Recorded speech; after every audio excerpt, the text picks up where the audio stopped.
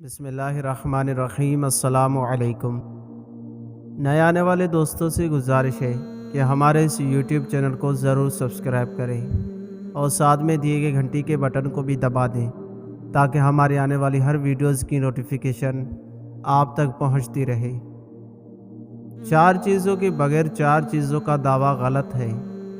حضرت حاتم اصم رحمۃ اللہ تعالیٰ علیہ کا قول ہے کہ جو شخص 4 چیزوں کے بغیر 4 باتوں کا دعویٰ کرے وہ جھوٹا ہے اور اس کا دعویٰ غلط ہے۔ نمبر 1، جو شخص اللہ کی محبت کا دعویٰ کرتا ہو اور جن باتوں کو اللہ نے حرام کر دیا ہے ان سے باز نہ رہے وہ جھوٹا ہے۔ نمبر 2، جو شخص جنت کے طلب کرنے کا دعویٰ کرے اور صدقہ و خیرات سے باز رہے اس کا دعویٰ غلط ہے۔ نمبر 3، جو شخص نبی کریم صلی اللہ علیہ وآلہ وسلم کی محبت کا دعویٰ کرتا ہو اور فقراء و مساکین سے نفرت رکھے اس کا دعویٰ جھوٹا ہے۔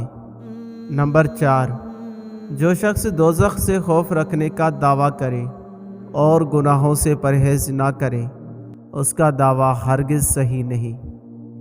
اللہ تعالی ہمیں جھوٹے دعوے کرنے سے بچائے اور اچھے کام کرنے کی توفیق عطا فرمائے، آمین۔